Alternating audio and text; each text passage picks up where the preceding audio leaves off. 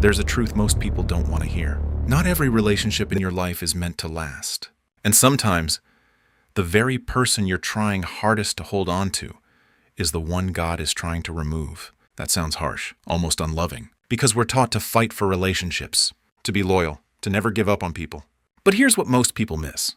There's a difference between love and attachment, between loyalty and disobedience. And the Bible quietly shows us something powerful. God doesn't just bring people into your life. He also removes them, not to punish you, but to protect you. Today I'm going to show you the signs that God may be trying to remove someone from your life. And if you ignore these signs, you won't just lose peace. You might delay your purpose. Let's start with the first sign. Number 1, constant disruption of your peace. Pay attention to what happens after you interact with them. Not during, after.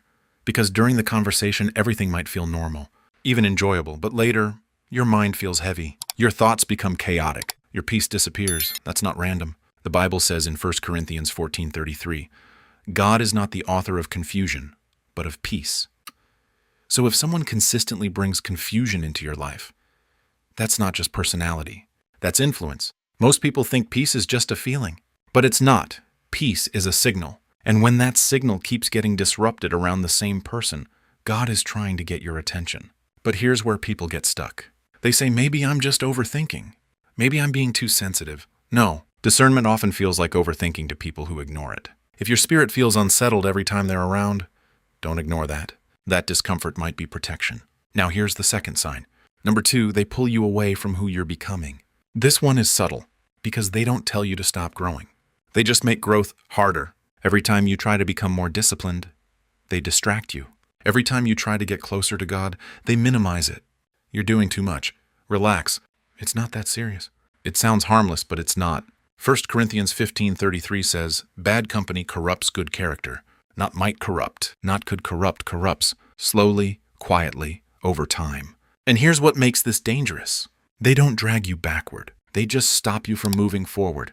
And if you stay in that environment long enough, you won't even realize you've stopped growing. But here's what most people miss. God is always moving you towards something. And anyone who consistently pulls you away from that direction becomes a blockage. Not because they're evil, but because they're not aligned with where you're going.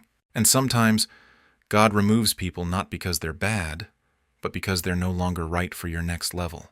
Now this next sign, this is where it gets uncomfortable. Number 3, repeated cycles of hurt without change. We all make mistakes. We all fall short. That's not the issue. The issue is patterns. They hurt you. They apologize. Things get better. Then it happens again. Same behavior, same outcome. Same pain, different day. Proverbs 26:11 says, as a dog returns to its vomit, so fools repeat their folly. That's strong language, but it's intentional. Because repeated behavior reveals something deeper. It reveals unwillingness to change. And here's the trap. You keep giving chances, thinking this time will be different, because you see their potential. You remember who they used to be. You believe in who they could become. But God doesn't call you to build relationships on potential. He calls you to discern reality. If the pattern hasn't changed, the person hasn't changed. And staying in that cycle doesn't make you loving.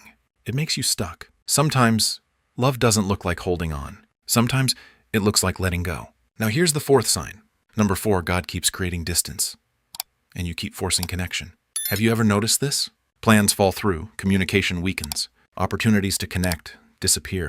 It feels like things are drifting apart, and your instinct is to fix it, to reach out more, try harder, force it back together. But here's a question.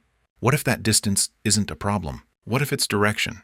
Proverbs 16:9 says, in their hearts humans plan their course, but the Lord establishes their steps. Sometimes God doesn't speak loudly. He moves quietly, he closes doors, creates space, shifts dynamics. And instead of asking, why is this happening? We should ask, what is this protecting me from? Because forced relationships rarely lead to peaceful outcomes. When God is in something, there is alignment. When you have to force everything, and there is resistance. And resistance is often a signal. Now this next sign, this one is the hardest to accept. Number 5, they no longer align with your values. At one point, you were on the same page, same mindset, same direction. But now, something feels off. Your priorities have changed. Your standards have grown, but theirs haven't. And now you feel the tension. Not because you hate them, but because you're not the same anymore. Amos 3:3 asks a simple question. Can two walk together unless they agree? The answer is no, not long term. Because misalignment creates friction, and friction creates distance. But here's what most people do. They lower their standards to keep the relationship. They compromise their growth to maintain connection. But growth always comes with separation. Not because you're better, but because you're different. And not everyone is meant to go where you're going. That doesn't make them wrong. It just means their role in your life has changed. And here's the final sign, the one most people ignore. Number 6, you feel convicted, not just uncomfortable. There's a difference. Discomfort is emotional, conviction is spiritual. Discomfort says, I don't like this. Conviction says, this is not right. And when God is trying to remove someone from your life, you will feel that inner nudge, that quiet voice saying, this isn't for you anymore. Not loud, not dramatic, just consistent, persistent, clear. And here's what most people do. They ignore it because letting go is painful, because starting over is scary, because being alone feels uncertain. But here's the truth. Delayed obedience is still disobedience. If God is showing you something clearly and you keep choosing against it, you're not protecting the relationship.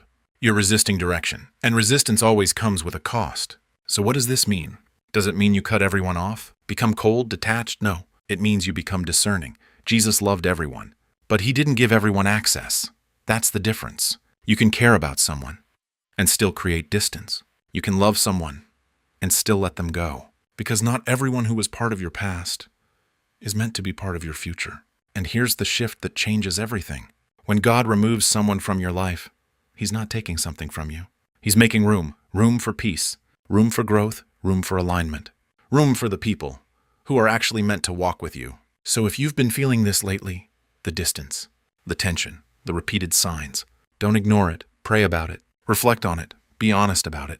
Because sometimes the hardest decisions lead to the clearest paths. And the people God removes are often the ones who would have kept you from becoming who you're meant to be. If this opened your eyes, type discernment in the comments. Because awareness is the first step to protection. And if you're ready to stop forcing what God is removing and start aligning with what he's building, stay connected. Because the next step in your life will require clarity more than comfort.